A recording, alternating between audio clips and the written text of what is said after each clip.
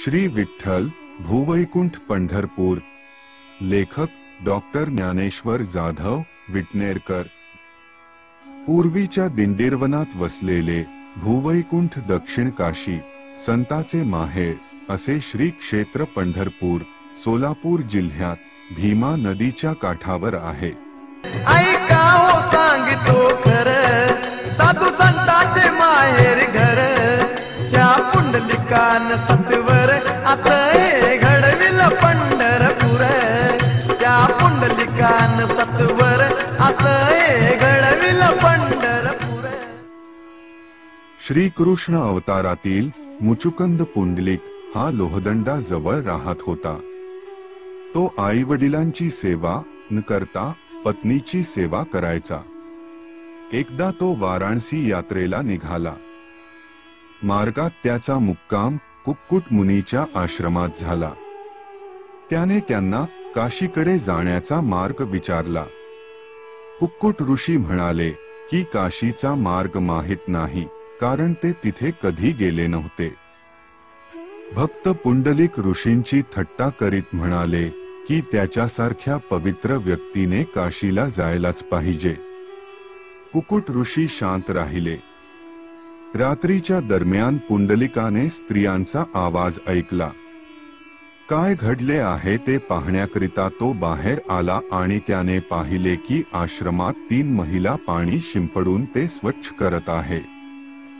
चौकशी केल्यावर कळले की ह्या 3 महिला म्हणजे गंगा, यमुना आणि सरस्वती आहेत आणि ते कुक्कुट ऋषींच्या आश्रमास स्वच्छ करण्यासाठी आल्या आहेत। पुंडलिकाला आश्चर्य वाटले की कुक्कुट सारख्या संताने काशीला भेट दिली नव्हती आणि 3 पवित्र नद्या त्यांचे आश्रम शुद्ध करण्यासाठी आल्या होत्या। 3 महिलांनी पुंडलिकाला सांगितले की धार्मिकता, अध्यात्म आणि भक्ती पवित्र ठिकाणी भेट देण्यावर किंवा खर्चिक रीतिरिवाजांवर अवलंबून नसून केवळ कर्म करण्यावर अवलंबून आहे। त्या 3 स्त्रियांनी त्यांना सांगितले की ऋषी कुक्कुट यांनी आपल्या आईवडिलांची मनोभावे सेवा केली। त्यांनी आईवडिलांचरणी आयुष्य समर्पित केले आहे।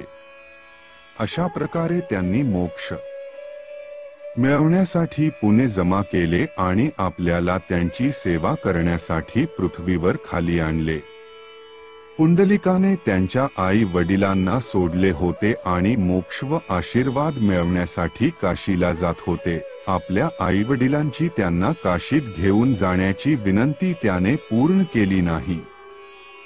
हे ऐकून पुंडलिकाला खूप पश्चात्ताप झाला। तेव्हापासून तो रोज नियमाने मातापित्यांची सेवा करायला लागला।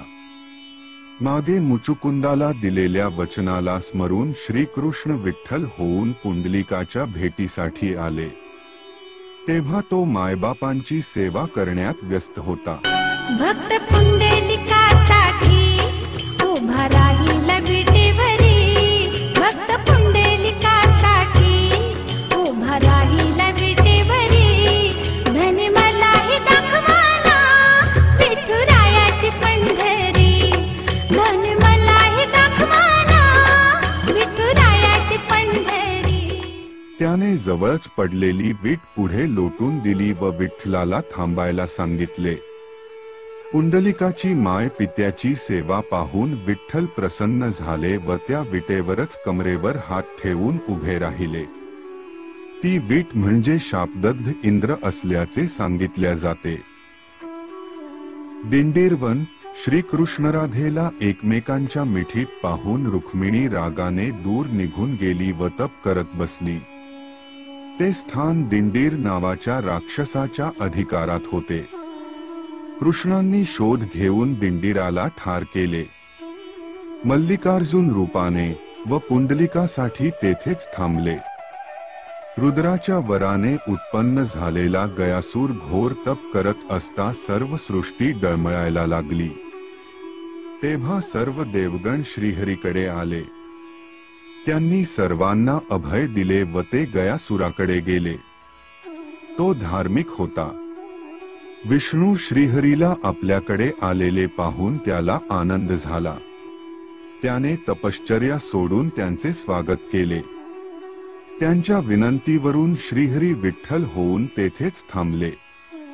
पाना पानात इटूचे नाव ग, पाना पानात इटूचे नाव ग, मला दिसत या पंढरपूर गाव ग, मला दिसत या पंढरपूर गाव ग, मला दिसत या पंढरपूर गाव ग, मला दिसत या पंढरपूर गाव ग. लोहदंड तीर्थ. पार्वतीला तहान लागली असता शंकरांनी त्रिशूलाने खड्डा खोदून पाताळातील भोगावतीचे जल आणले. ते पिऊन पार्वती तृप्त झाली व त्या क्षेत्राला पुण्यक्षेत्राचा दर्जा दिला, वर दिला.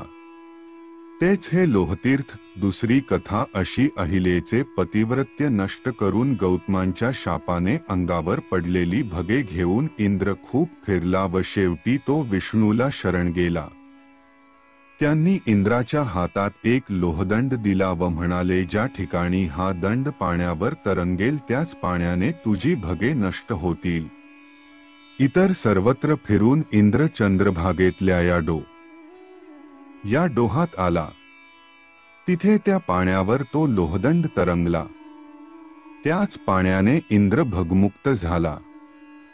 पंढरपुरातील श्री विठ्ठल मंदिर पूर्व पश्चिम 350 फूट, दक्षिणोत्तर 70 फूट आहे.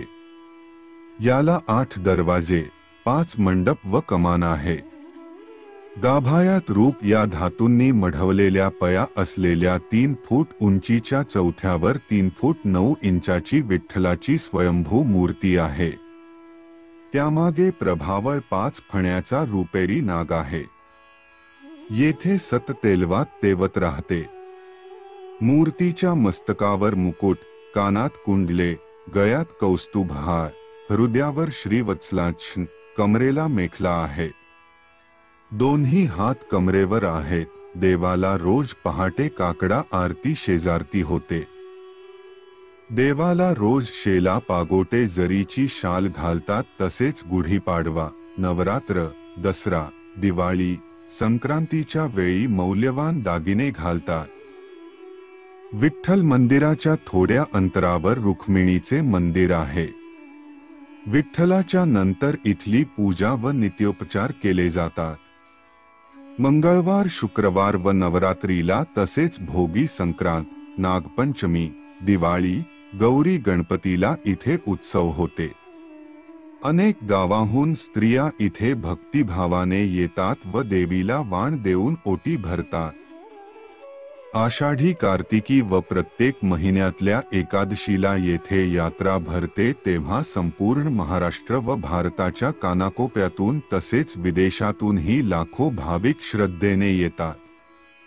सर्व जाती धर्मातल्या अनेक संतांनी पंढरीचे व विठ्ठल रुक्माईचे इथे महाराष्ट्र विकास मंडळाचे निवासस्थान आहे. अनेक धर्मशाळा, मठ आहेत. तेथे भक्तांच्या निवासाची सोय होते. भाविकांच्या आरोग्य सेवेसाठी सुविधा आहे.